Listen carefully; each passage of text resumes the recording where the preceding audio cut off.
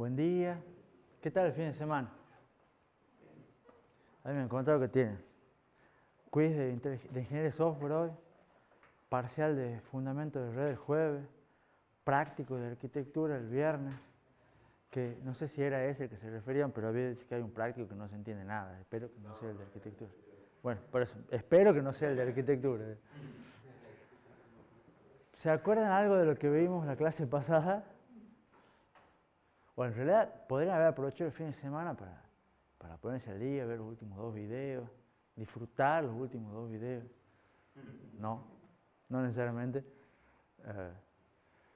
¿Se acuerdan de algo que vimos en la clase pasada?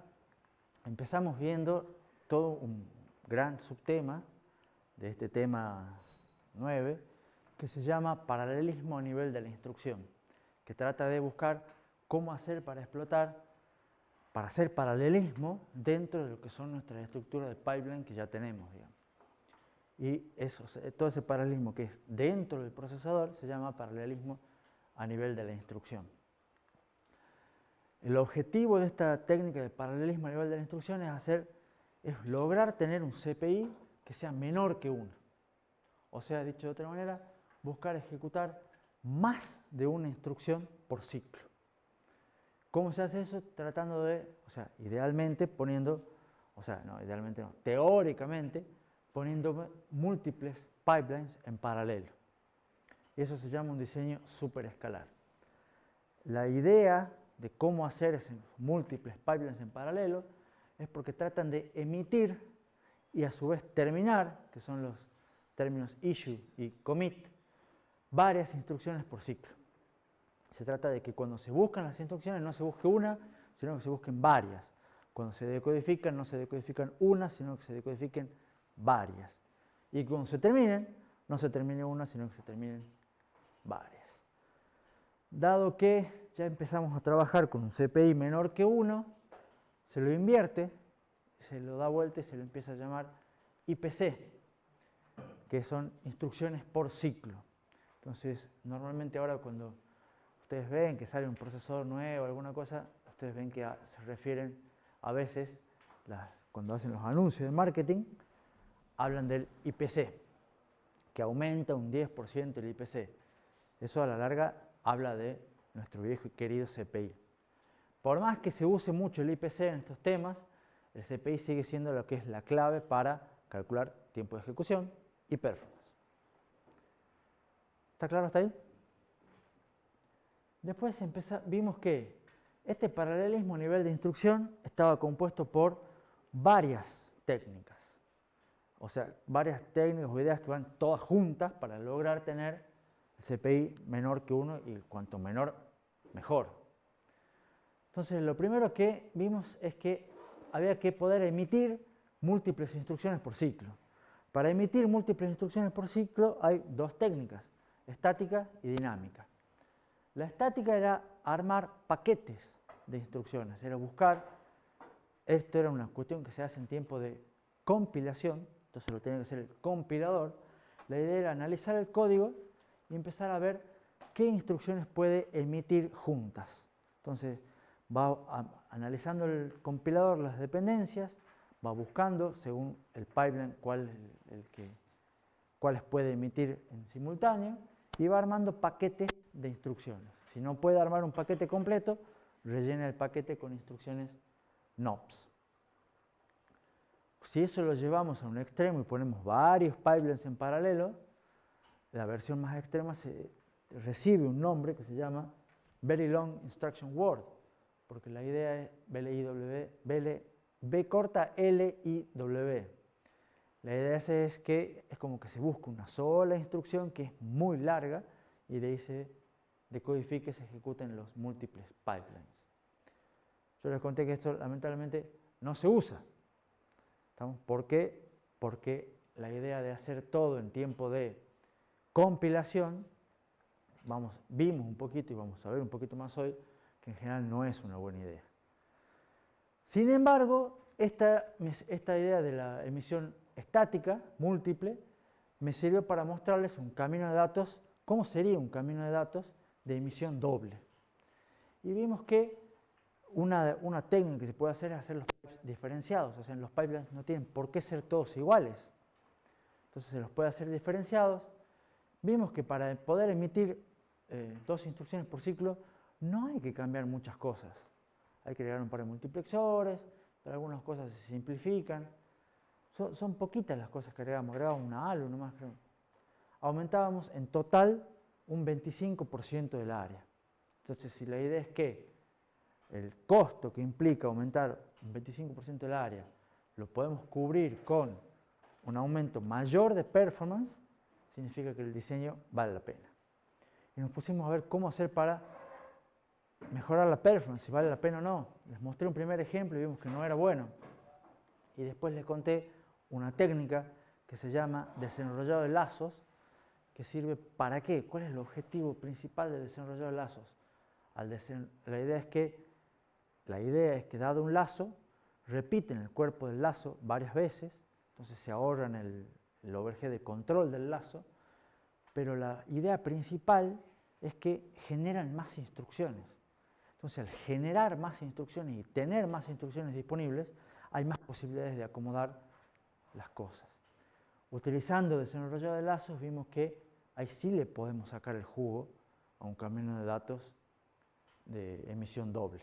¿Se acuerdan del ejemplo? ¿Preguntas? ¿Vamos bien?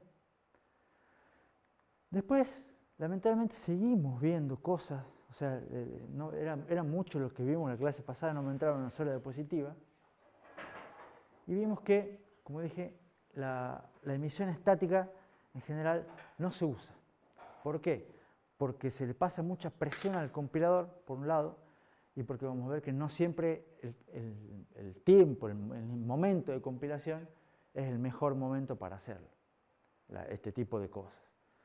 Entonces la idea es que en la emisión dinámica no se hace en tiempo de compilación todo el análisis de dependencias, sino que se hace directamente en tiempo de ejecución. ¿Cómo se hace en tiempo de ejecución? Lo hace el hardware. Hay hardware dedicado, hay bloques de hardware dedicados a armar en tiempo real, a medida que van llegando, se van buscando y se van decodificando las instrucciones, un diagrama de precedencia de las dependencias. Y con eso se va viendo qué instrucciones se pueden ejecutar y qué instrucciones no todavía. ¿No? Todo el análisis de dependencias y de riesgos se hace por hardware en tiempo real. Y la idea de esta emisión dinámica es lo que está ahí arriba, es que ya se trata de no esperar las dependencias. O sea, en realidad cuando hay una instrucción que depende de otra, y eso me constituye un riesgo y tengo que parar, y tengo obligatoriamente que parar, entonces en vez de esperar, o sea, mientras espero que se resuelva esa dependencia, lo que trata de hacer es buscar otra instrucción que pueda ejecutar. ¿Se entiende? Entonces, si yo tengo que esperar, tengo una instrucción 1 que tiene que esperar el resultado de una instrucción 0 previa, bueno, trato de ejecutar la instrucción 2. Y si no puedo, busco la 3 o la 4. Entonces, trata de tener siempre un montón de instrucciones disponibles y ejecutar la que no tenga dependencia, la que se puede ejecutar. ¿Se entiende? De esa manera, logra, sin armar paquetes estáticos, logra emitir, o trata, digamos, de emitir múltiples instrucciones por ciclo. ¿Estamos?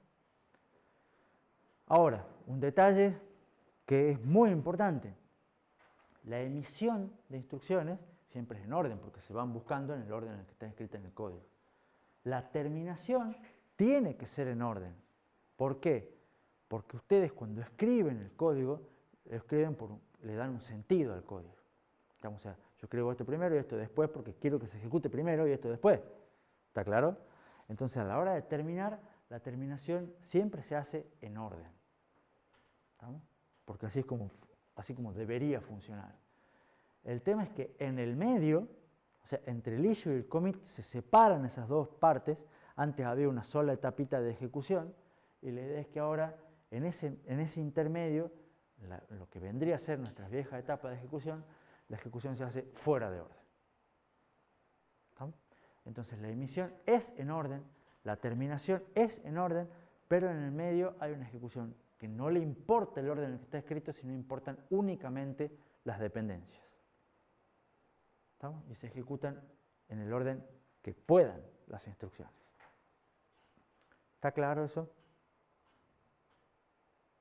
¿Alguna pregunta? Les mostré más o menos un esquemita, porque ya hacer un camino de datos ya no se puede. ¿Estamos? Mostrarles detalles de anticipación y todas esas cosas no se puede, pero les puedo mostrar un esquema. Entonces hicimos con unos bloquecitos de cómo era y tenía unas etapas sigue teniendo fetch, sigue teniendo decode, eso siempre tiene que estar, y el fetch y el decode y lo que se conoce como estaciones de reserva. ¿Qué son las estaciones de reserva? Buffers que separan lo que es la emisión en orden de la ejecución fuera de orden. Es donde se van acumulando las instrucciones para poder ser ejecutadas.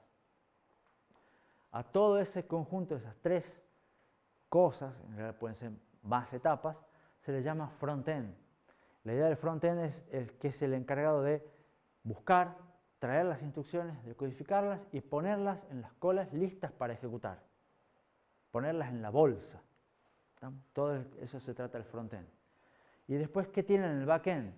Un montón de unidades funcionales, iguales o distintas, en paralelo, que se encargan de consumir todas esas instrucciones que genera y pone en la bolsa el backend, consumirlas lo más rápido y lo más pronto que se pueda. ¿Está claro? Acá puede haber varias. Y si son, este n dice, en general trata de cuántas puede ejecutar en paralelo. Finalmente, una vez que se termina la ejecución, hay al último una unidad de commit, que es la que se encarga de reacomodar, volver a poner en el orden correcto las instrucciones, escribir los resultados para manejar la terminación en orden. Entonces, hay un buffer antes de la ejecución fuera de orden y un buffer después de la ejecución fuera de orden. Y ese buffer de después tiene un nombre especial que se llama buffer de reordenamiento. ¿Está? Y ese buffer de reordenamiento es una característica clave que se usa en los procesadores modernos para indicar más o menos cuánto es la capacidad de mantener instrucciones en ejecución fuera de orden que tiene un procesador. Entonces vimos que, les mostré una grafiquita que para varios fabricantes a lo largo del tiempo, la idea es que van agrandando el buffer de reordenamiento. Cada vez que pueden, lo agrandan. ¿Por qué? Porque agrandar el buffer de reordenamiento significa que pueden ejecutar más instrucciones fuera de orden, que es tener una ventana, una bolsa más grande de donde poder elegir. Y eso siempre les da mayores posibilidades de ganar performance. ¿Se entendió un poco? Sí. Sí. Bien, me encanta que alguien por lo menos le diga que levanta la mano y dice que tiene. Sí. Sí. No, pueden ser varios por segundo. O sea, la idea es que vos emitís y terminás. Entonces, suponete que emitís 3 por segundo, podés terminar idealmente 3 por ciclo, no por segundo. Entonces, el buffer de reordenamiento te va a tratar de reordenar y va a tratar de terminar 3 por ciclo.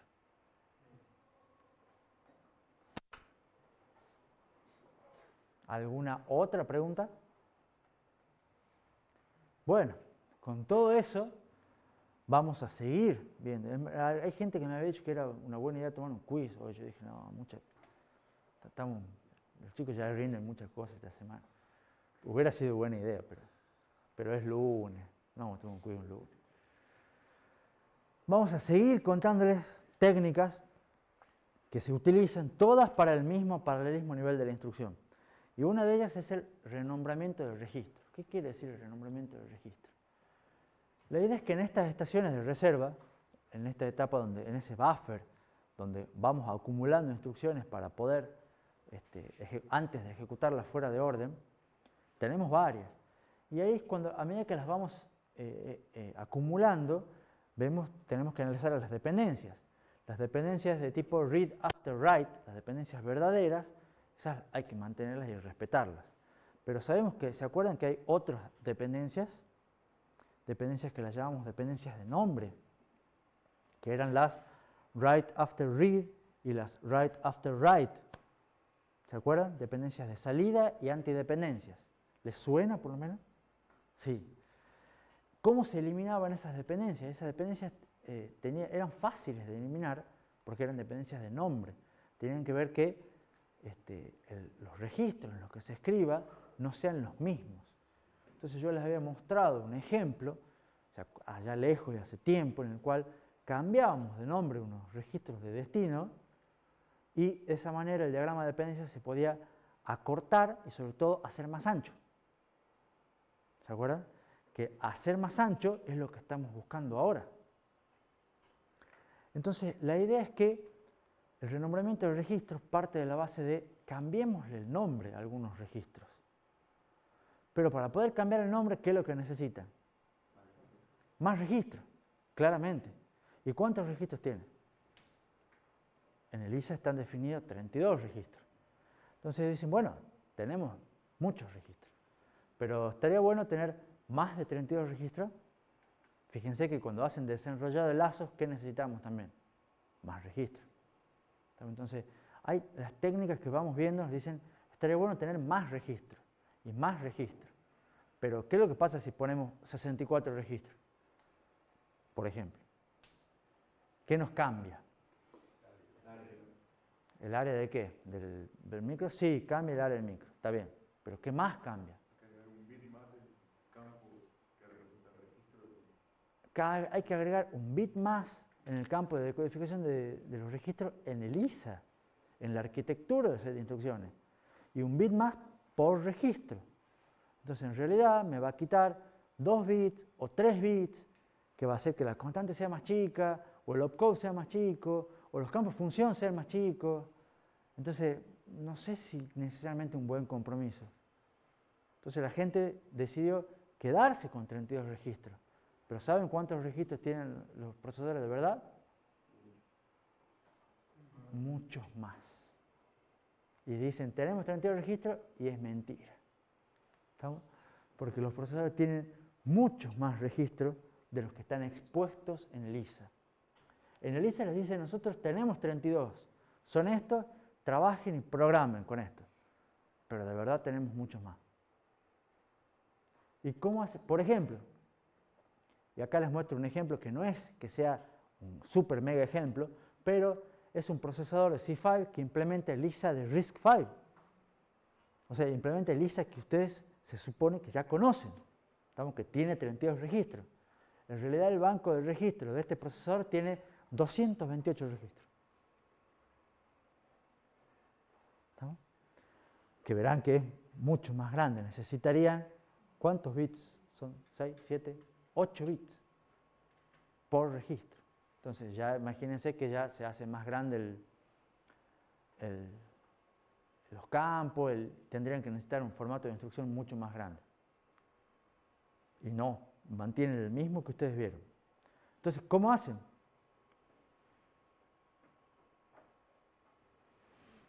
Hay que hacer algún tipo de mapeo. ¿No? Y lo que hacen es, tienen otra tabla, otra estructura auxiliar. ¿Se acuerdan que vamos metiendo la tabla de historial de saltos, el buffer de reordenamiento, el buffer de, ¿cómo se llama? El buffer de destino de salto? Ahora ponemos otra tabla, otra estructura adicional por hardware, que se llama una tabla de alias de registros. Y la idea es que en esa tabla vamos anotando los operandos que son utilizados por las instrucciones en los registros. Decimos, esta instrucción utiliza el registro T0 y T1. Bueno, en realidad T0 lo vamos a mapear al registro 157 y T1 de esta instrucción lo vamos a mapear al registro 184. ¿Se entiende? Entonces después va a haber instrucciones que ustedes escribieron T0 y T1, pero utilizan cualquier otro registro. Se les cambia el nombre. ¿Estamos? Y después en el buffer de reordenamiento se busca, se asegura que se escriban realmente T0 y T1. Y las dependencias ya no van a ser con T0 y T1, sino con 157 y 184. ¿Se entiende? La idea nomás, no quiero que sean expertos en el renombramiento del registro, porque nuevamente es un lío. Van a ver que es algo que voy a repetir varias veces, de hacer todas estas cosas es complicado, es complejo. Entonces, cuando se emite una instrucción, se fija si el operando que necesito está en el banco de registros o en el buffer de reordenamiento. Ahora hay que buscar en dos lugares. ¿Estamos? Ya sea porque nadie lo usa o porque hay alguna que la está usando. La cuestión es, si nadie la usa y se puede, o sea, si hay un operando que está disponible, directamente se lo copia en unidad de reserva y puede ser sobrescrito. Pero si hay alguien usándolo, no se puede emitir esa instrucción, porque significa que hay una dependencia. Y después, en la unidad de terminación, en el buffer de reordenamiento, se vuelve al nombre original, para asegurar que se escribe el registro que uno realmente quiere escribir. Esto se hace con un algoritmo que lo diseñó una persona de apellido Tomasulo en el año 1967, hace casi 60 años. Y curiosamente, el algoritmo se sigue utilizando hoy en día. Una variante, alguna tuneada, pero la idea básica es la misma. Eso les cuento a modo de referencia histórica.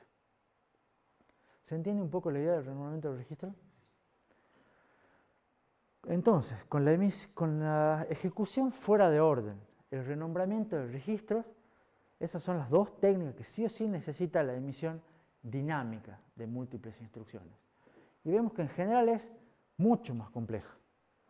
O sea, no es una cuestión de que, bueno, agrego dos campitos, hago un poco más grande las etapas, como era super pipelining. Acá hay una cuestión más que es agregar tablas por varios lugares, cambiar la forma de hacer la estructura del procesador. Sin embargo, como les dije recién, es la que se usa. La cuestión, ¿por qué? Bueno, porque está acá, digamos, porque es la que nos permite obtener más performance. Ahora, en realidad no es solamente porque nos permite obtener más performance, esa es la razón principal. Pero ¿por qué nos permite obtener más performance? Porque una cuestión es que hay muchas de las paradas, muchas burbujas que no pueden ser predichas en tiempo de compilación. O sea, no pueden ser analizadas solamente viendo el código. ¿Estamos? Hay muchas paradas que ocurren en tiempo de ejecución, que son imposibles de predecir. Por ejemplo, las que vamos a ver nosotros después del parcial. ¿Estamos? Cuando veamos accesos a memoria, vamos a ver que esto nos genera muchas paradas. Y esas paradas son imposibles de predecir. ¿Está? Entonces, para eso es bueno tener siempre otras instrucciones disponibles que puedan ser ejecutadas. Por otro lado, a veces es también, o no siempre es fácil de predecir el resultado de los saltos, la resolución de los saltos. Entonces, no siempre se pueden armar correctamente los paquetes. Por otro lado, pasa que hay diferentes implementaciones de un mismo ISA que tienen distintas latencias y distintos riesgos. Entonces, si uno hace imagínense, por ejemplo, todos los procesadores de Intel o todos los procesadores de AMD que ustedes puedan conocer. Los de Intel es fácil porque tienen, o más fácil, son todo un lío, pero tienen los i3, i5, i7, i9. Son 4 ramas de procesadores que implementan todos el mismo ISA. Y además tienen todas las generaciones, generación 8, 9, 10, 11, 12, 13, sin hablar de las variantes entre sí. Pero ustedes tienen un procesador i5 de décima generación y un i3 de décima generación. El de i5 es mejor que el i3. ¿Qué es mejor? Detalles de estos. Tiene más grande el buffer de ordenamiento, es más ancho para emitir una instrucción. ¿Estamos? Es un poquito más, entonces tiene un IPC máximo más grande, por ejemplo. ¿Estamos? Ahora, si ustedes tuvieran que compilar un código escrito en C por ustedes para el procesador, y ustedes dicen, bueno, pero el compilador tiene que saber estrictamente no solamente el ISA, sino si lo van a hacer para un i3 o para un i5 o para un i7. Y a veces el compilador puede saber y otras veces no. Significa que el compilador tiene que cambiar el compilador por cada vez que ustedes cambien el procesador. ¿Me siguen? Eso no es muy viable. O sea, al compilador uno le dice, compilame para x86. Se supone que son más o menos todos iguales. Como no son todos iguales, es muy duro hacer una compilación estática. Una compilación que realmente pueda sacar el jugo de todas las características que puede tener el procesador. Entonces, por este motivo, todas estas técnicas hacen que la emisión dinámica sea la que realmente se impone, a pesar de ser mucho más difícil que la estática. ¿Preguntas? ¿Se entiende? Muy bien. Hay otra técnica más que se usa junto con ejecución fuera de orden, junto con la emisión dinámica de múltiples instrucciones para obtener más performance. Es una técnica diferente. Esta técnica no es exclusiva de la emisión dinámica, se puede utilizar también con la emisión múltiple estática. Sin embargo, como la que más se usa es la dinámica, normalmente van de la mano, ¿estamos? Pero no necesariamente tienen que ir de la mano. ¿Cuál es la idea de la ejecución especulativa? Especular, adivinar, ¿estamos? Tratar de predecir. La idea ya acá no es esperar dependencias, sino es tratar de adivinarlas. Estamos acá ya, no me importan las dependencias que existen entre las instrucciones, o en realidad sí me importa, pero como yo no puedo hacer nada, lo que voy a tratar de hacer es adivinar. Y se busca intentar adivinar. ¿Para qué? Para poder empezar con su ejecución lo antes posible. Entonces, dicho de otra manera, lo que dice acá, ya ni siquiera esperar las dependencias. Intentar adivinarlas. En el mejor de los casos, si acertamos la predicción, ganamos tiempo. Y si no acertamos, perdemos el tiempo que igual íbamos a esperar. ¿Se entiende? Es como la idea de predicción de saltos, pero ahora ya no necesariamente para los saltos, sino para dependencias en general, que pueden estar en cualquier par de instrucciones. ¿Me siguen? Por ejemplo, los saltos. Pero ahora los saltos dicen, bueno, pero ya hemos visto adivinar si el salto salta o no salta. Bueno, ahora es como que subir un escaloncito más arriba, no vamos a adivinar si el salto salta o no salta. ¿Qué es lo que busca hacer ahora la ejecución especulativa? Ni siquiera esperar la resolución del salto, ni predecir la resolución del salto. Es ejecutemos ambas. Hagamos las dos. ¿Se entiende? O sea, dado que tenemos múltiples pipelines, que sabemos que tenemos múltiples pipelines, no esperemos qué es lo que me diga la predicción de salto para ver si el salto va a saltar o no. La ejecución especulativa dice, ejecutemos en un pipeline una rama y ejecutemos en otro pipeline otra rama. Y después, cuando terminen y sepamos si el salto saltaba o no, a una rama la comiteamos, le decimos, bueno, esta es la verdadera, esta es la rama verdadera, que terminemos todas estas instrucciones, y esta rama la descartamos. Ejecutamos instrucciones de más. ¿Se entiende? Esto es salvajismo, si lo quieren ver así. Entonces, cuando se resuelve el salto, terminamos la alternativa correcta y descartamos la incorrecta. Otra idea es, suelen especularse los loads. Entonces, ¿cómo sería una especulación de un load? Ustedes van a hacer una instrucción. Quieren hacer un load en T0 de un dato que está en memoria. Y ustedes saben que los loads en general tienen la penalidad de load to use, que pueden generarle una burbuja. Entonces, ¿qué es lo que dice la ejecución especulativa? No espero la burbuja. Dice, bueno, pero no podés, si la instrucción no sabes qué valor vas a traer de memoria, porque no hay manera de saber qué valor vamos a traer de memoria. Y bueno, acá dicen, no importa, supongo que voy a traer un 42 y sigo adelante. ¿Se entiende? Entonces, tratan de adivinar qué valor van a traer de memoria. Si aciertan, ganan tiempo, ganan un T, o por lo menos un T. Si no aciertan, saben que un T después pagan la penalidad que iban a pagar sí o sí. Ahora, ¿cómo puede tratar de adivinar qué valor va a traer de memoria? Eso es tirar cualquiera, digamos, básicamente.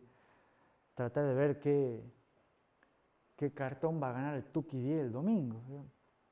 Pero bueno, se trata de hacerlo igual y muchas veces funciona muy bien. ¿Estamos? Porque de hecho, inclusive tienen varios caminos, pueden decir, bueno, por este camino supongo que voy a tener un 42, por este camino supongo que voy a tener un 0, por este camino supongo que voy a tener F, F, F, F, F, F. Y alguno de los tres, capaz que acierte. ¿Se entiende? Todo porque tienen múltiples pipes disponibles. Ahora, por supuesto que acá el compilador también puede dar una mano. Esto se hace por hardware. ¿Estamos? El compilador puede ayudar con la especulación. ¿Cómo? Reordenando algunas instrucciones. Capaz que poniendo alguna instrucción antes o después pueden cambiar o modificar cómo se hacen los saltos. Pueden agregar instrucciones para recomponerse de una especulación errónea. O sea, yo había hecho cierta cosa creyendo que iba a suceder, no sucede, tengo que volver atrás. Bueno, agrego una instrucción por las dudas para volver atrás. Agregan instrucciones ficticias que ustedes no escribieron. Eso pueden hacer los compiladores. Y toda esta idea es porque la idea es tratar de anticipar la ejecución de algunas instrucciones por las dudas. O sea, vayamos ejecutando instrucciones. O sea, imagínense esto. Ustedes tienen sus códigos, han hecho código del laboratorio 1, han hecho código principal y han hecho subrutinas. Un procesador de estos tiene ejecución especulativa, puede directamente empezar a ejecutar una subrutina antes de que ustedes la llamen. ¿Estamos? ¿Por qué? Porque dice, si este me puso una subrutina acá es porque en algún momento la va a llamar. Entonces yo empiezo a ejecutar la subrutina. ¿Para qué? Para que cuando la llame a la subrutina yo ya tengo el resultado. Y usted dice, bueno, pero ¿qué parámetros le pasan? Y bueno, voy probando con varios parámetros. Si en una de esas acierto, ya tengo el resultado. ¿Se entiende? Entonces es una manera de ejecutar código que no necesariamente tiene que ejecutar, pero lo va ejecutando por las dudas. ¿Y por qué? Porque puede. Porque si tenemos muchos pipelines en paralelo y no tenemos instrucciones que darle, les pongamos instrucciones cualquiera. ¿Se entiende la idea? De vuelta, salvaje. ¿Estamos? Pero con la idea de ganar performance. Todas esas instrucciones que manejan por las dudas, ¿a dónde van a parar? Al buffer de reordenamiento. Una vez que se las ejecuta, no sabemos si lo vamos a necesitar o no, entonces las vamos guardando en el buffer de reordenamiento. Si después resulta, che, sí, es la que necesitamos estas instrucciones. Ah, mira, ya las tengo listas. Terminan y empiezan a terminar instrucciones rapidísimo. ¿Se entiende? Todos porque ya las tienen ejecutadas fuera de orden, especulativamente. Y si no se las necesita, se descartan. Fíjense acá de vuelta, es muy importante que el buffer de reordenamiento sea grande. ¿Se entendió la idea de la ejecución especulativa? No es fácil igual, ¿no?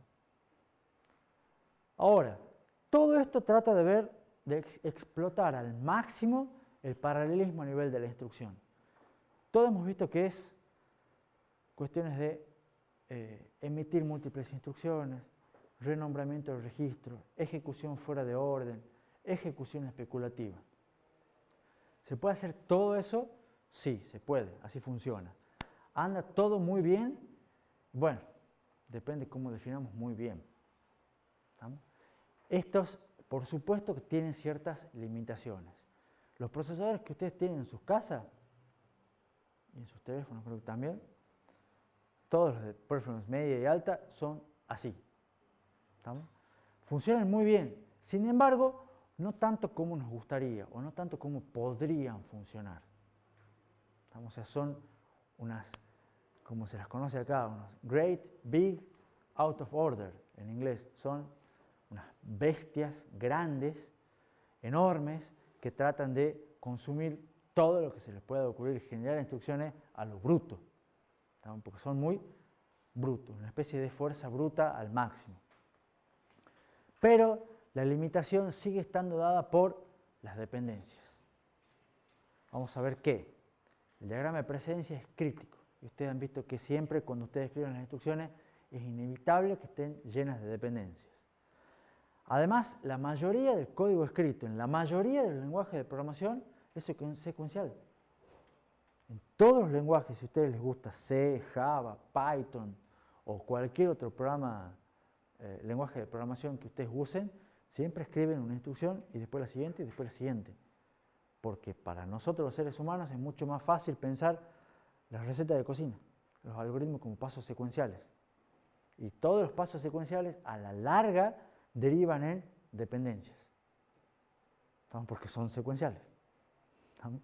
Entonces, todas esas dependencias son un problema para la performance, que las trata de resolver con todas estas técnicas que les conté yo.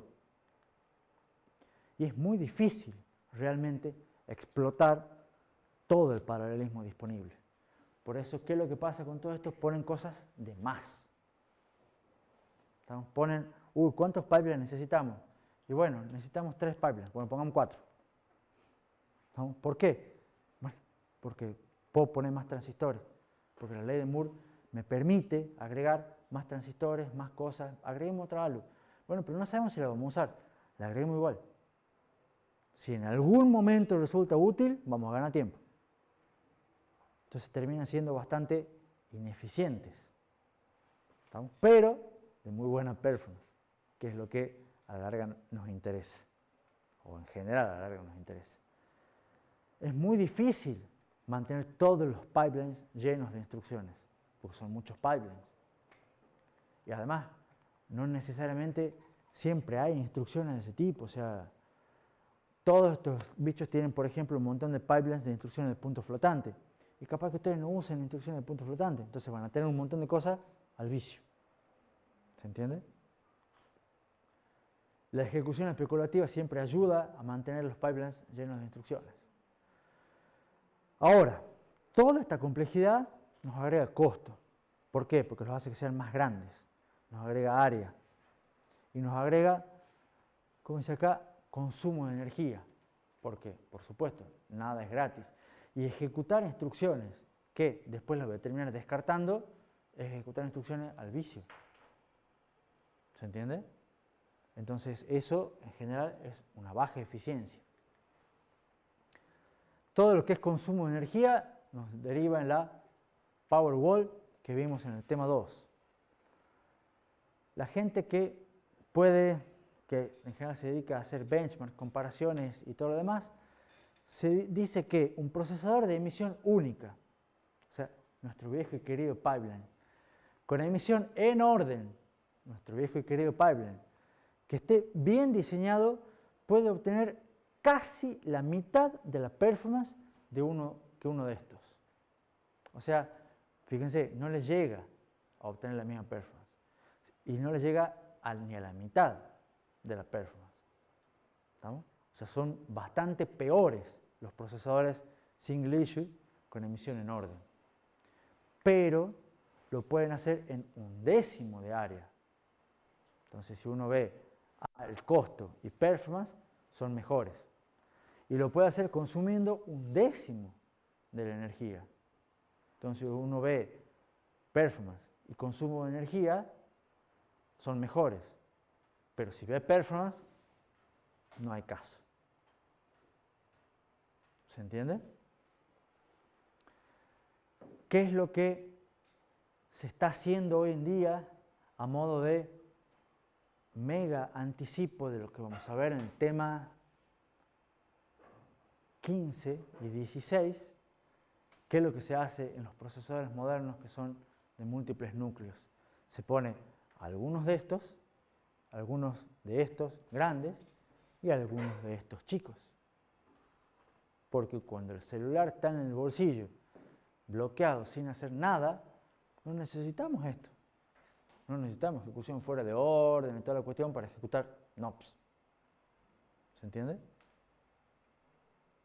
Y en cambio, cuando sacamos el celular y ponemos justo ese juego que nos tiene enviciado todo el fin de semana, bueno, ahí sí, necesitamos esto, performance.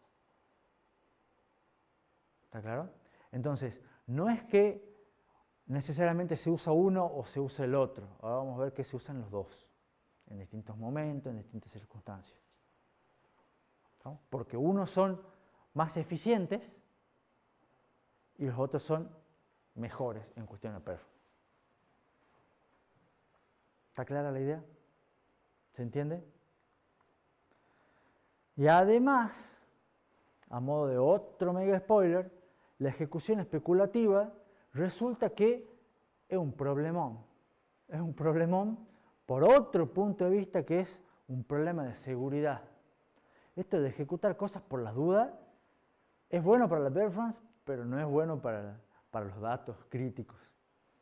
Entonces, eso lo vamos a ver en el tema 17. Entonces, fíjense que muchas de las cosas que estamos viendo acá, yo les voy nombrando tema 11 de calle, tema 15, 16, 17. O sea, implicancias de esto las vamos a ver todo en el resto de la segunda mitad de la materia. Por eso es importante que entiendan bien todas estas cuestiones. ¿Se entienden todas estas cuestiones? Más o menos.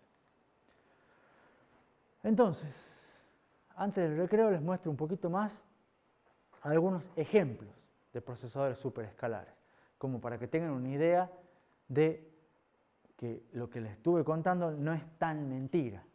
¿Estamos? Y acá, ¿qué les muestro? 5 procesadores que son relativamente nuevos. Tenemos del año 2020 el procesador Apple, el procesador M1 de Apple, el primero que salió de Apple Silicon, que es un muy buen procesador. En realidad tiene 2 núcleos diferentes. Este es el núcleo de alta performance, que se lo llama Firestorm. Este es un procesador Cortex X2, parecido al que tiene Facundo en su celular. Procesador del año 2023, por eso el Samsung S23 Ultra, por ahí anda, digamos. Estos dos son procesadores que usan ELISA de ARM, distintas versiones de ELISA de ARM, pero ELISA de ARM a fin de cuentas. Después les puse un procesador, un Core i7 de 13ª generación, que estrictamente recibe el nombre Golden Cove. Es un procesador del año 2022 que implementa el ELISA X86. Y le puse un procesador de AMD también, un Ryzen 7 7900 X3D, que utiliza la arquitectura Zen 4 del año 2023. Estos dos procesadores implementan otro ISA.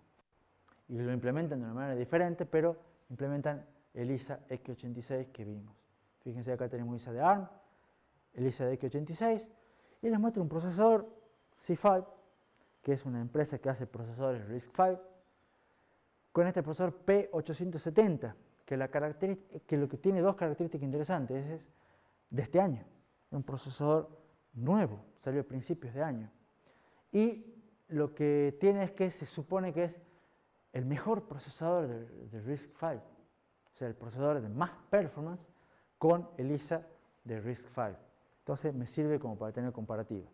No es tan bueno como todos estos, pero es el mejor que hay. ¿Qué está diseñado para computadora? De escritorio. Escritorio que son de mediana y alta performance, pero no es tan alta como los otros. Este se dice que es parecido a ponerle un Core i5 de 10ª generación o 9ª generación por ahí. No me acuerdo el número ahora, pero entonces está bueno, pero ya hoy en día uno lo vería medio lento. O no, depende, pero puede ser barato. Ese es otro tema. Digamos.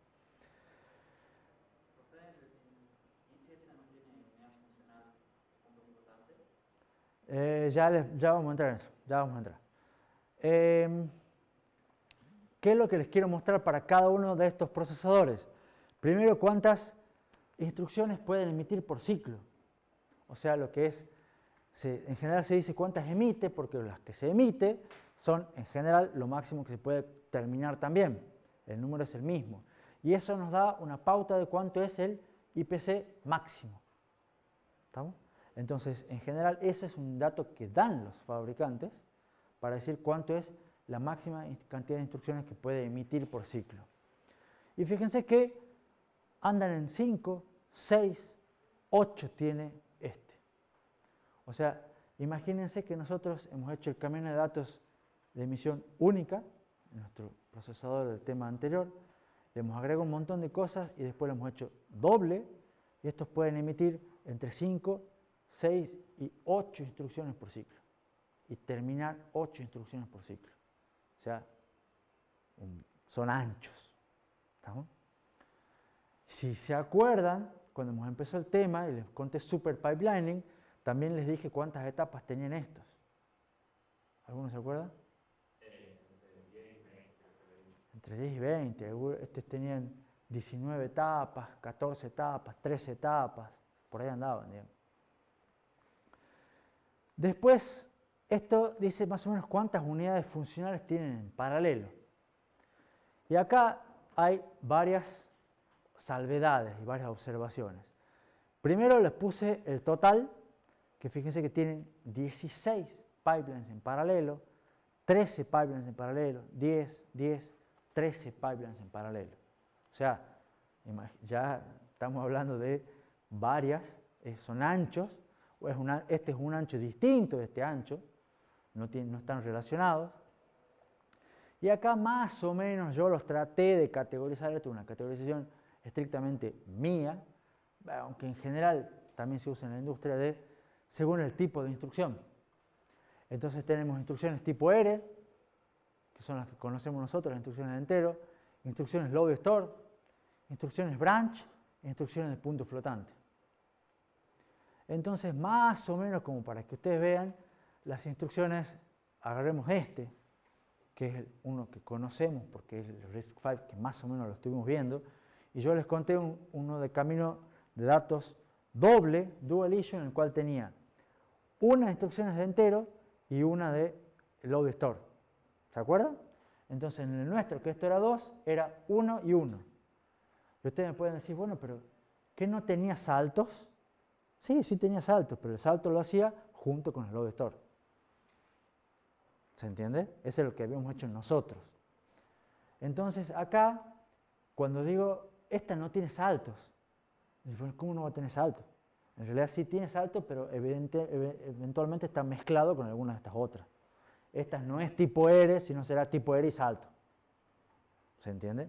O Miguel, que me dice que estos no tienen punto flotante, y sí, tienen punto flotante, pero de algún modo están mezclados con algunas de estas otras. ¿Se entiende? Entonces, esto no es que sea la separación esta, no es que sea fija, sino que una separación como para que ustedes tengan alguna idea de más o menos, fíjense, siempre todos tienen, o casi todos tienen, muchas pipelines para enteros, tienen 5, 4, 7, o sea, los pipelines que conocemos nosotros, 5 de esos. Siempre los del load store están separados. Es como para que tengan una idea. Imagínense los caminos de adelantamiento que tienen que tener esto. Y después les cuento también, a pesar de que ya les mostré una grafiquita, como para tener una idea de cuáles son los tamaños del ROB, del buffer de reordenamiento. Y fíjense que todos tienen en el orden de 300 lugares en el buffer de reordenamiento. Pueden almacenar más o menos 300 instrucciones, excepto el de Apple, que tiene 600, el doble. Entonces acá se puede ver una cosa, los valores resaltados, no sé si se distinguen las negritas, son los máximos en la actualidad. O sea, Apple sacó en el 2020 este procesador y hasta el día de hoy ninguno pudo superar esos valores. Porque inclusive el M2 y el M3, que son iteraciones del mismo procesador, tienen los mismos valores. ¿Está? Entonces por eso decidí mantenerlo el M1. ¿Por qué? Porque a partir de ahí se hizo este procesador que, entre paréntesis, tiene muy buena performance. No sé si alguno lo probó o manejó una MacBook. Anda muy bien. No soy fan de Apple, pero anda muy bien, hay que reconocer. Pero fíjense lo que hicieron para tener una performance igual o mejor que los de Intel. Duplican. O sea, pasaron de 5 emisión a 8. Pasaron de 10 unidades funcionales a 16. Pasaron de 300 lugares en el buffer de ordenamiento a 600. O sea, tuvieron que agrandar un montón el procesador para poder tener una performance similar. Y fue la apuesta de Apple y creo que les resultó. O sea, o les viene resultando. Entonces, apostaron fuerte y duplicaron un montón el tamaño del micro. O sea, los recursos del procesador. ¿Está claro? Pero lograron una performance realmente competitiva. C5, con otra cosa, bueno, va intentando. Y a pesar de que tiene más o menos los mismos recursos que los procesadores de Intel y de AMD, no tiene la misma performance. ¿Lo ven? Cuesta más. Este año sacó, creo que les pasé por Discord, Qualcomm sacó un Snapdragon, versión X, que dicen, porque no salió todavía al mercado, es para notebooks y para PC de escritorio, dicen que es mejor que todos estos procesadores. Implementa el ISA de ARM. Realmente todavía nadie tiene todavía el micro como para empezar a probarlo y ver si es verdad. Por ahora son anuncios de marketing. Entonces toda la gente está ansiosa para ver si realmente es mejor. Va a ser el primer procesador con el ISA de ARM que supera la performance de los procesadores de Intel y de AMD, que siguen siendo los mejores. Hay que ver cómo lo hace. Todavía no hay nada más que humo, por decirlo así. Estamos diciendo, no, yo tengo un procesador que es muchísimo mejor. Bueno, veamos. Cuando salga lo vemos. No salió. O está ahí, digamos. Nadie lo tiene, digamos. Entonces, acá apuesta fuerte de Apple. Vamos a ver si sale. Y la otra observación. Yo les conté que estos tenían múltiples etapas. Entonces, imagínense, el AMD, por nombrar cualquiera, tiene 19 etapas. Entonces, si tiene 19 etapas y en cada ciclo pueden emitir 6 instrucciones por ciclo, lo que les quiero decir es, ¿se acuerdan la foto esa que yo les mostré del camino de datos, las 5 etapas? Y les digo, saquemos una foto. ¿Cuántas instrucciones se están ejecutando en ese mismo instante? Y en ese sacan una foto del procesador y tenían 5 instrucciones. ¿Se acuerdan? Saquen una foto de este. Están emitiendo 6 instrucciones por ciclo, tienen 19 etapas, pueden tener 19 por 6 instrucciones al mismo tiempo. 6 instrucciones en cada una de las 19 etapas. En el máximo caso, por supuesto, ¿no? Pero pueden llegar a tener hasta 100 instrucciones ejecutándose al mismo tiempo en el procesador. Lo cual es un montón. ¿Algunos ya empezó el práctico de arquitectura? ¿Ya llegaron al ejercicio ese donde se indique qué instrucciones se están ejecutando en este momento? Bueno, imagínense con un bicho como esto, digamos. Imposible. ¿Alguna pregunta? ¿Hacemos un recreo? Dale, y después vemos la parte final del tema 9.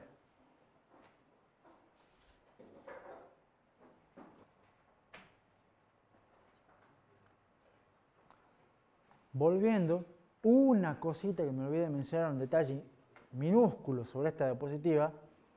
Cuando les dije que este procesador implementa el ISA del RISC-V, fíjense, RB64, no es 32, y tiene GCB corta. ¿Se acuerdan qué era GCB corta?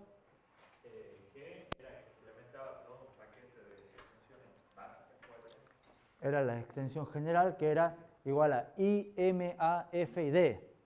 Bien, Leandro. Y C, La comprimida. ¿Y la B corta? He visto en el manual que era para vectores. Ah, viste, manual. Bien ahí, muy bien. Es una extensión para instrucciones vectoriales.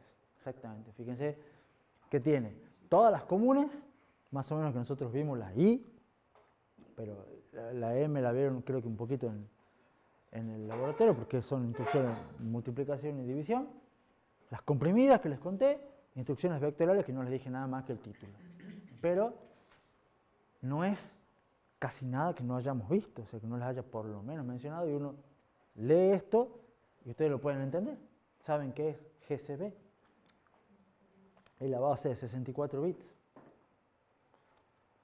¿Alguna pregunta con respecto a esta diapositiva o lo que venimos viendo? Nos quedan poquitas diapositivas.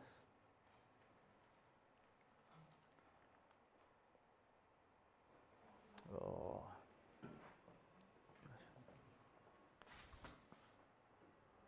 ¿Qué hice? Acá. Ahí está. En estas les quiero mostrar, de vuelta, utilizando ¿por qué? Porque es nuevo, porque es de Lisa de RISC-V, que es el que venimos viendo nosotros, y porque además me gustaron los dibujitos. Me parece que dentro de todo, con los colorcitos y todo lo demás, me parece que está bastante bonito. Los que tienen impresas de diapositivas de años anteriores no tienen este. Pero me sirve para que ustedes vean que es más o menos lo mismo. No sé cuántos tienen de los años anteriores.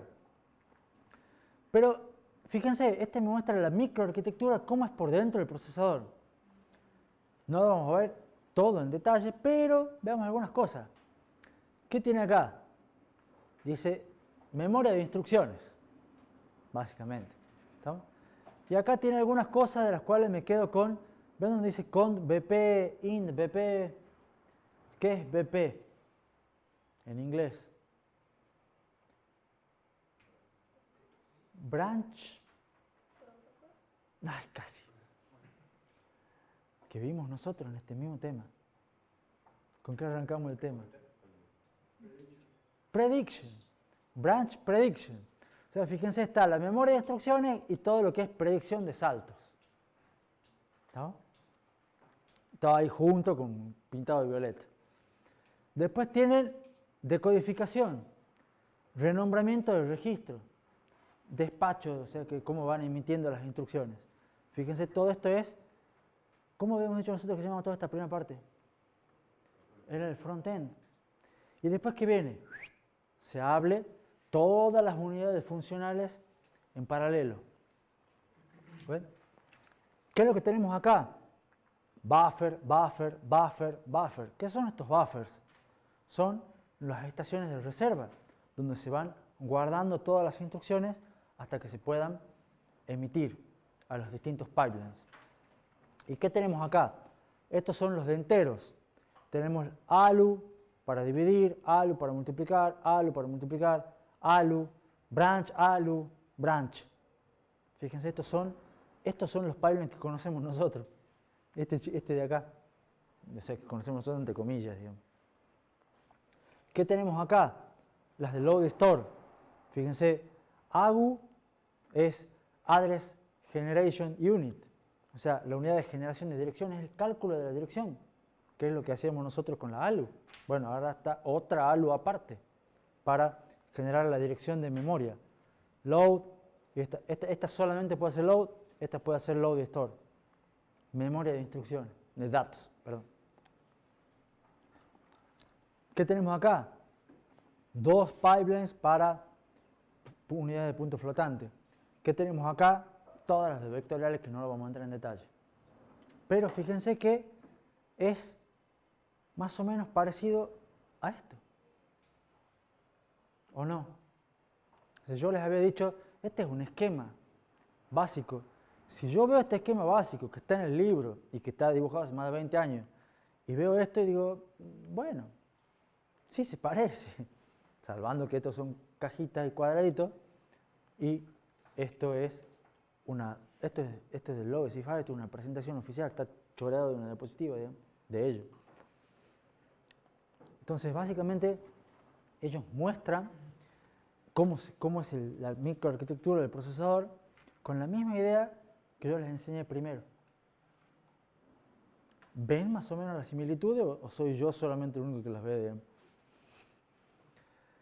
Y lo bueno de esto que está pintado por colorcitos es más o menos la separación que yo intenté hacer con el tipo R, load store, branch, etc. Otra cosa interesante de esto es que fíjense que los pipelines no tienen todas la misma cantidad de etapas. Fíjense que hay pipelines de enteros que son más cortitos y otros que son más largos. Estos son más largos, lo cual va a llevar a por qué cuando hacíamos el super pipelining tenían entre 14 y 19, ¿se acuerdan? No es que no se sabe el número, es que algunas tienen 14, otras tienen 19.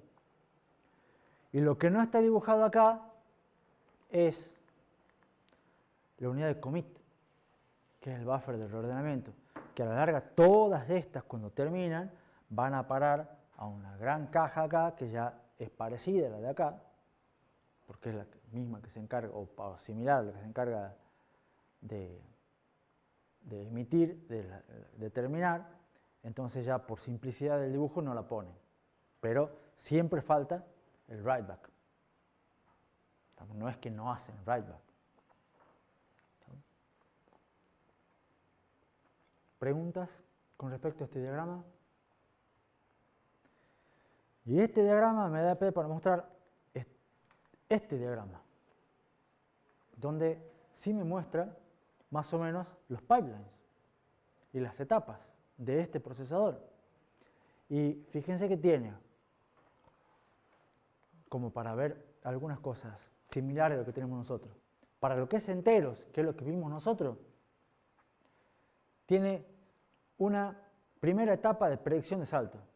Predicción de etapa es una predicción de saltos con cero, o sea, cero delay. Esta es la primera, la inicial, a ver si lo pueden adivinar sin insertar ninguna burbuja. Después tienen la memoria de instrucciones para hacer el fetch. Después tienen otra predicción de salto, por las dudas pifi esta. Acá le meten algún algoritmo que necesita más tiempo.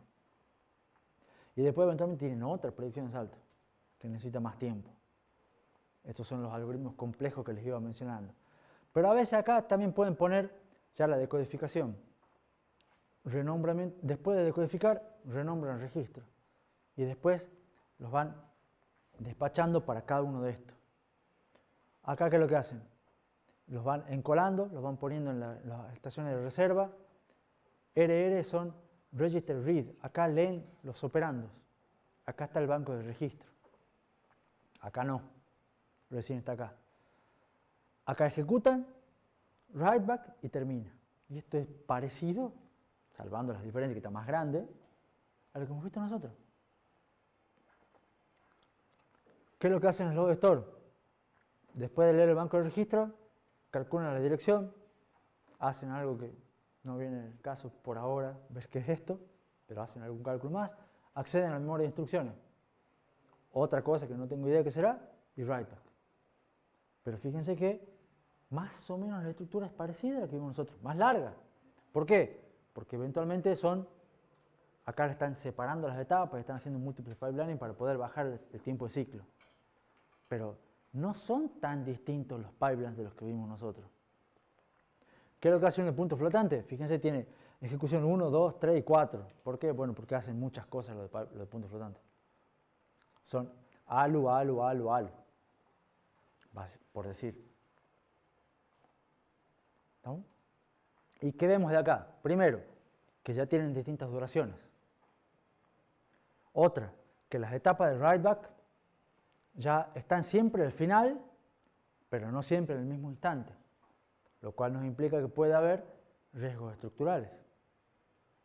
Pero los riesgos estructurales los resuelve mediante el buffer de reordenamiento, que es el que se encarga de acomodar todo. ¿Estamos? Estas no son en orden. Y la otra cosa que nos muestra es que los saltos se resuelven acá. Y si los saltos se resuelven acá, tenemos lo que dice uno de estas por ahí, tenemos 8 ciclos de mispredict penalty. O sea, 8 ciclos, 8T, 8 burbujas, son las que hay que insertar cuando hay un fallo en la predicción de salto acá. Cuando este se equivoca, hay que insertar 8 burbujas. Lo cual, fíjense que es bastante. ¿Está? Entonces hay que tratar de poner mucho esfuerzo en estas para tratar de no insertar muchas burbujas. Eso es un procesador de este año. Y fíjense que los dibujos y los esquemas no son muy diferentes de lo que nosotros hemos visto. Que hemos visto la base que está hecha hace 40 años, básicamente. Pero se ha ido agrandando, se ha ido expandiendo, se ha ido mejorando. ¿Preguntas? Yo, por supuesto, les muestro esto y no les voy a preguntar jamás qué es lo que se hace en la etapa X1 de este. No me interesa. ¿Estamos? No me interesa que sepan también de memoria cuántas etapas tiene el punto flotante o load store. Simplemente quiero que vean un pantallazo de que lo que les cuento y lo que estamos viendo es lo que se usa. Por supuesto, mejorado, ampliado. Yo les cuento algo chiquito de juguete, su primera aproximación. Pero ustedes hace un mes no tienen idea de nada de esto. Y ahora están viendo esto y ustedes dicen que entienden. Espero que más o menos algo les quede. ¿Estamos? Pero esto es bastante actual, bastante avanzado. ¿Preguntas? Lamentablemente lo que es que no es todo y nos queda todavía algo más.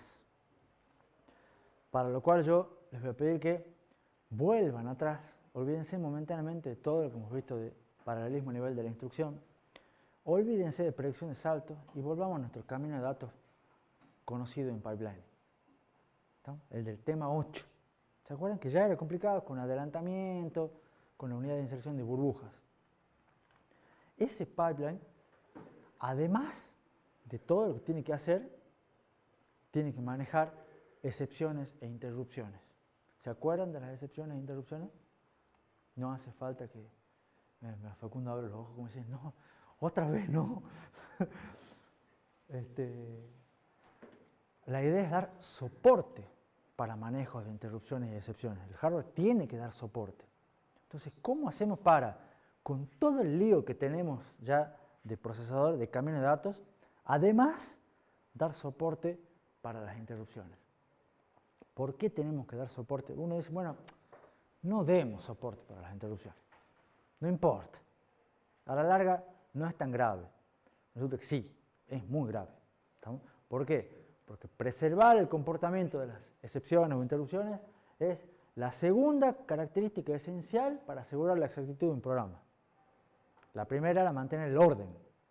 La segunda es mantener las excepciones. ¿Qué pasa cuando llega una interrupción? A modo de repaso. O ya sea una interrupción o una excepción interna, para nosotros es lo mismo. Primero, hay una interrupción, se está ejecutando una instrucción. Entonces, esa instrucción que se está ejecutando hay que guardarla. ¿Qué es guardar esa instrucción? Es guardar el PC de la instrucción interrumpida. ¿Está? ¿Y a dónde lo vamos a guardar?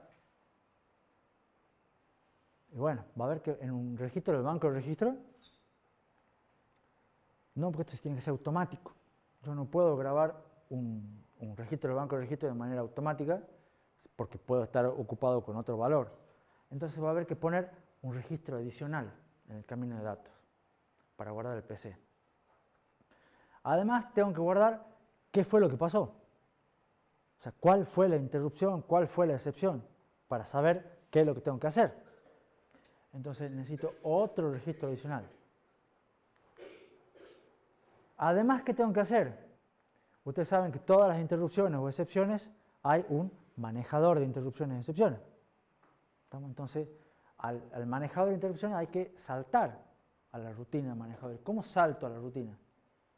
Y bueno, tengo que grabar PC con ese valor. Entonces tengo que, de alguna manera, escribir en PC la dirección del manejador de interrupciones, que entre paréntesis, ¿dónde está esa dirección? La tengo que sacar de algún lado.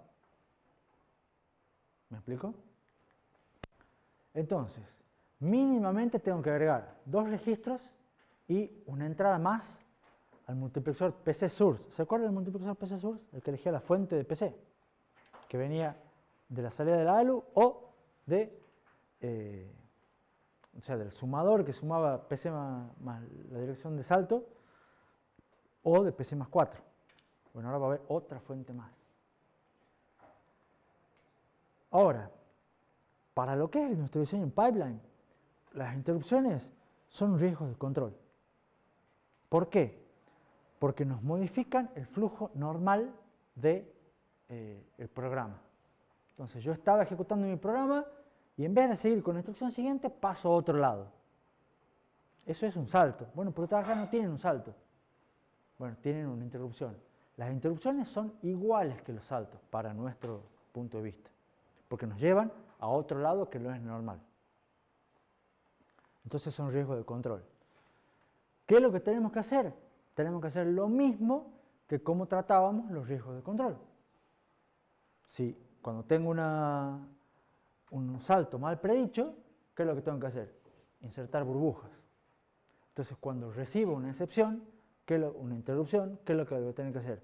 Insertar burbujas y paralizar el pipeline. Entonces, supongamos que hay una instrucción, una suma, que está en la etapa de ejecución, está sumando, y genera una excepción, genera un overflow, hay algún problema con esa instrucción. ¿Está? ¿Qué es lo que va a pasar? Lo primero que tengo que hacer es, si la instrucción esta en la etapa de ejecución genera una excepción, bueno, que no escriba en el banco de registro. ¿Por qué? Porque significa que hubo un error y el valor que va a escribir en el banco de registro va a ser un valor erróneo. ¿Se entiende? Entonces directamente hay que evitar que la instrucción escriba en el banco. ¿Me siguen? ¿Qué más hay que hacer? Las instrucciones previas, o sea, las que estaban antes en el pipeline, si esto me genera una excepción en la etapa de ejecución, significa que ya tengo algo en memoria, ya tengo algo en writeback. Bueno, ¿esas dos tienen algún problema? No, porque el problema estuvo en la etapa de ejecución. Entonces, con las dos previas, ¿qué hay que hacer? Que terminen, que sigan su curso. ¿Está claro? Ahora, la instrucción que provocó la excepción, ¿qué hay que hacer? Quitarlas. Entonces, no solamente hay que a esta hacer que no escriba en el banco de registros, sino directamente convertirla en burbuja. Y a las anteriores, o sea, las que siguen después, las que están antes, también convertirlas en burbujas. Pero se acuerdan que ya había una manera de convertirlas en burbujas, con un multiplexor en 0. Bueno, hacer lo mismo. Y la idea es guardar el PC de esa instrucción y guardar la causa de la misma y transferir el control al manejador de excepciones. ¿Cómo hacemos todo eso? Bueno, ya les muestro. La idea es que después, cuando retorne el manejador de excepciones, se vuelve a ejecutar la instrucción problemática, se vuelve a hacer el fetch y vuelve a pasar la ejecución. Y se supone que ya no debería generar, ya está resuelto y no debería generar la excepción. Entonces, ¿qué es lo que nos modifica? Este es nuestro camino de datos, el mejor que habíamos visto al final del tema 8. Fíjense que está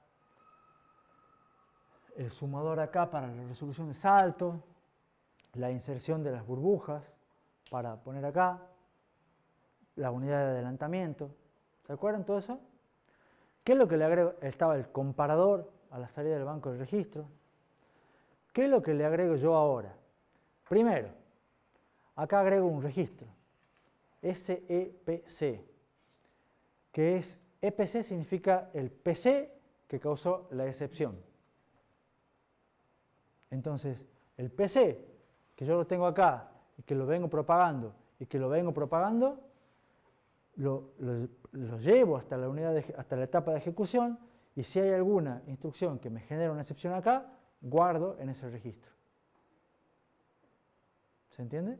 Y ahí lo guardo. La S viene de que es un registro que es solamente accesible en modo supervisor.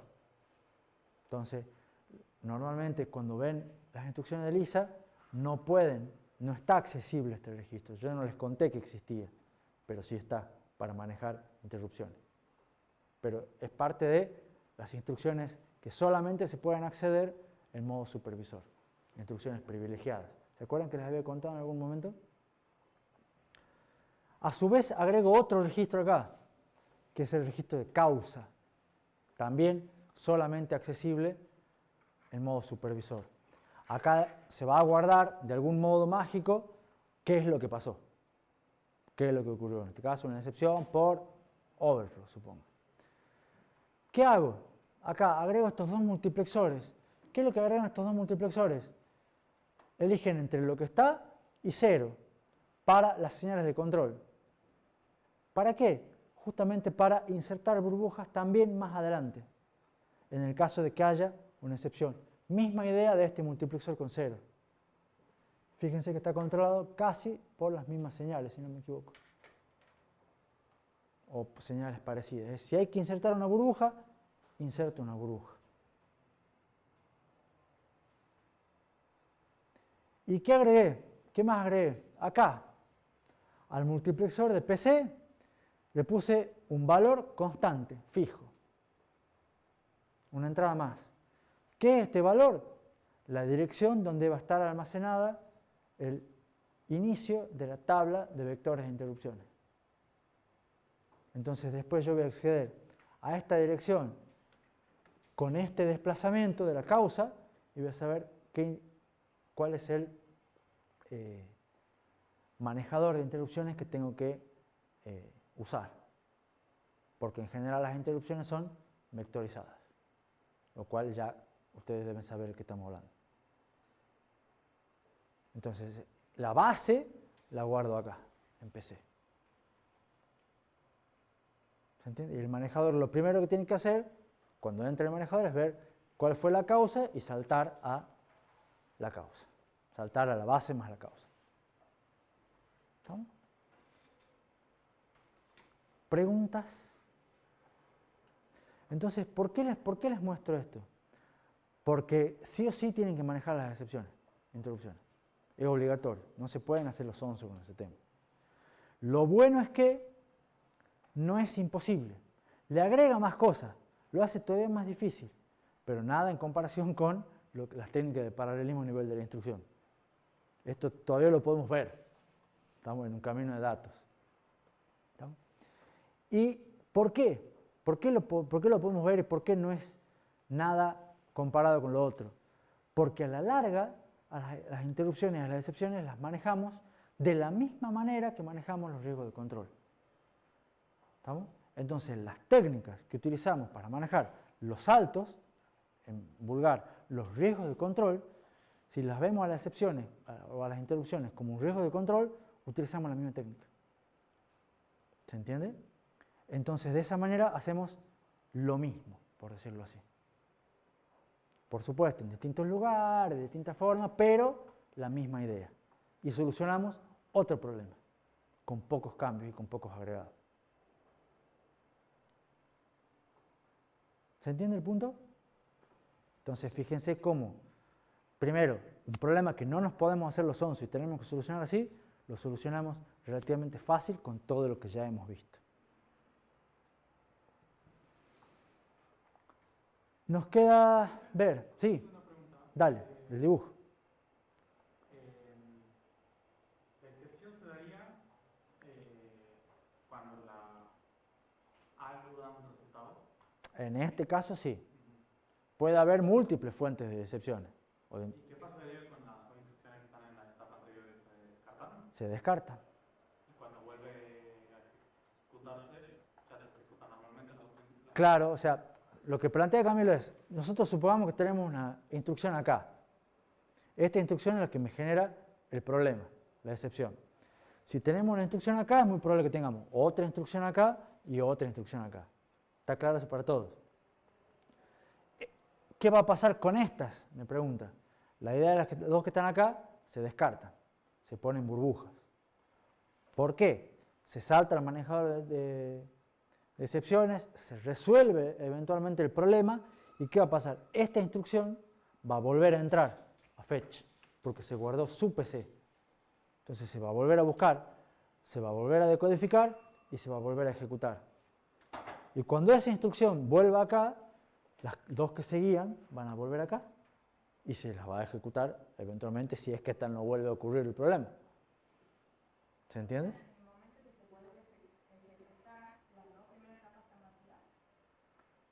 Cuando en realidad no van a estar, no es que van a estar vacías. A ver, esta instrucción tiene un problema. Acá tenés otras dos instrucciones. Llamémosle instrucción 1, 2 y 3. ¿Estamos? La 2 y la 3 las vas a perder, las vas a convertir en burbujas. Entonces, después de esta, como esta va a generar un problema, vos vas a saltar al manejador de excepciones. Entonces, lo que se va a ejecutar acá va a empezar la primera instrucción del manejador de excepciones. Va a seguir el manejador de excepciones con su rutina y sus instrucciones. Cuando el manejador de instrucciones dice, el manejador de excepciones termine, va a decir, listo, volvamos a buscar la instrucción que causó el problema. Entonces vas a volver a poner acá, en PC, el valor que habías guardado acá. Entonces vas a volver a buscar la instrucción 1, que era la que te había generado el problema. La instrucción 1 va a pasar para acá, y después de la instrucción 1, ¿cuál venía? La 2. ¿Entendés? Y después la 1 va a pasar para acá, la 2 va a pasar para acá, y vas a buscar la 3. Y vas a estar exactamente como estabas antes. ¿Se entiende? La diferencia es que al principio vos si tenías la 1 acá, vamos a suponer, siguiendo una numeración, tenías la 0 acá y la menos 1. ¿Estamos? Cuando vuelvan y se ejecute la 1, la 2 y la 3, vos acá no vas a tener la 0. ¿Qué vas a tener? La última del manejador de interrupciones, que no sé qué número será, pero va a ser distinta. Estas dos van a ser distintas. Las otras van a ser iguales. ¿Responde eso la pregunta? ¿La tuya también? Entonces, ahora, fíjense que además, en un pipeline tenemos varias instrucciones en simultáneo y pueden ocurrir múltiples excepciones. Yo les mostré una en la etapa de ejecución. Pero, ¿qué pasa? Puede haber, si ustedes tienen acá 5 instrucciones, no sé si puede haber 5 excepciones, pero pueden ocurrir varias. Puede haber excepciones por un acceso a memoria a una dirección inválida, o acceso a memoria de dirección inválida, o pueden estar decodificando una instrucción no reconocida, una instrucción indefinida. O sea, pueden tener una excepción acá, una excepción acá, una excepción acá, una excepción acá. Pueden tener varias excepciones al mismo tiempo. ¿Qué pasa cuando tienen varias excepciones al mismo tiempo? El enfoque más simple es manejar la más antigua, o sea, la que está más adelante en el pipeline. Es la instrucción más vieja. ¿Por qué? Porque una vez que yo tengo esta, la más antigua, resuelvo el problema, la voy a volver a ejecutar todas las otras. Eventualmente las otras van a volver a generar problemas y los voy a ir tratando porque van a ser ahora los más antiguos. ¿Se entiende? Entonces la idea es siempre manejar las excepciones más viejas. Eventualmente las demás excepciones volverán a ocurrir y serán manejadas. Esto se denomina manejo de excepciones precisas y es una característica importante de la arquitectura de computadoras. Ahora, ¿cómo hacemos además si tenemos un procesador superescalar con emisión dinámica de múltiples instrucciones, ejecución fuera de orden?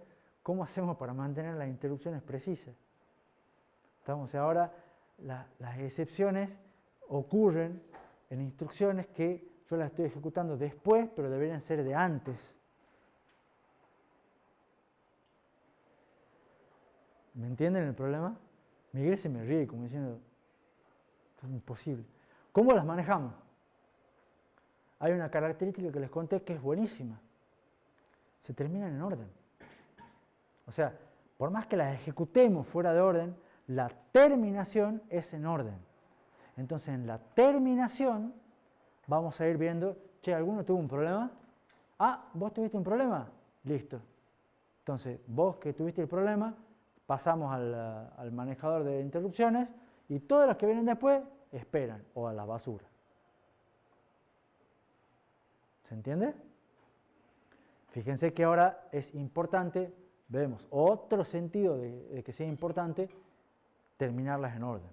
No solamente para mantener el orden, el sentido del código, sino para manejar las excepciones precisas. Y ahora, ¿qué pasa si la instrucción que genera la excepción era una instrucción que estaba siendo ejecutada especulativamente? ¿Qué creen que va a pasar?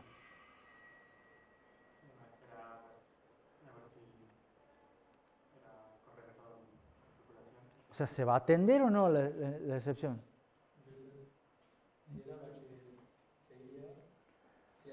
O sea, a la larga lo mismo que dice Camilo. O sea, vas a tener que, exactamente, se espera. O sea, no pueden terminarla porque no saben si es una instrucción que la estaban ejecutando de verdad o por las dudas. No saben si es una instrucción que sirve o no. Entonces, sí o sí van a tener que esperar que se resuelva la especulación y deban decir, ah, sí, era una instrucción de verdad. Tiene un problema. Bueno, entonces la atendamos. ¿Vamos? Y recién ahí se atiende la excepción. Y si era una instrucción que se descarta la instrucción y se descarta la excepción, obviamente.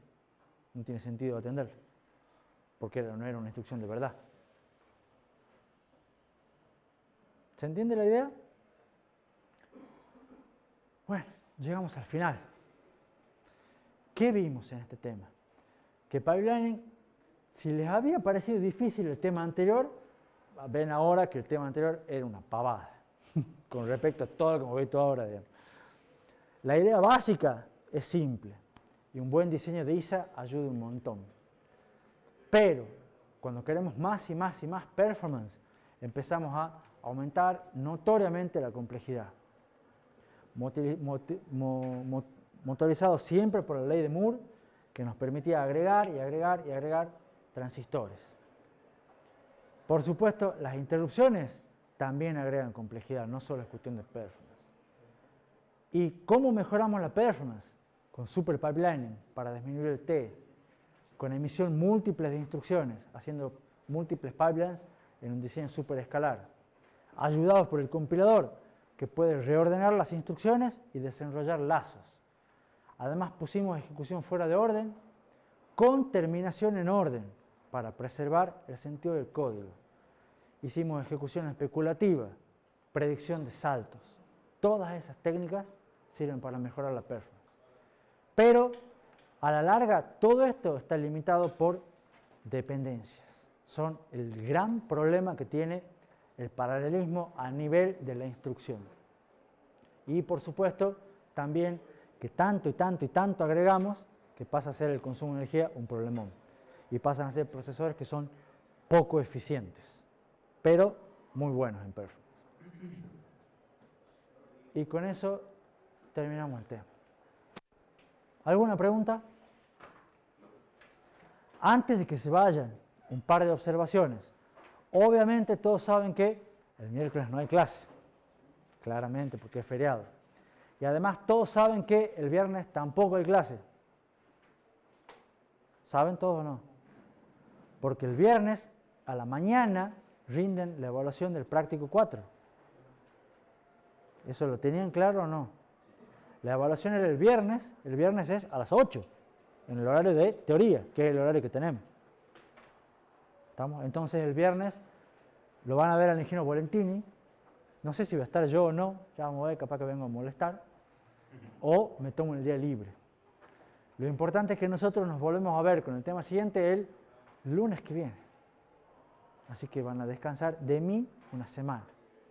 Espero que me extrañen y vemos el último tema que queda antes del parcial el lunes que viene.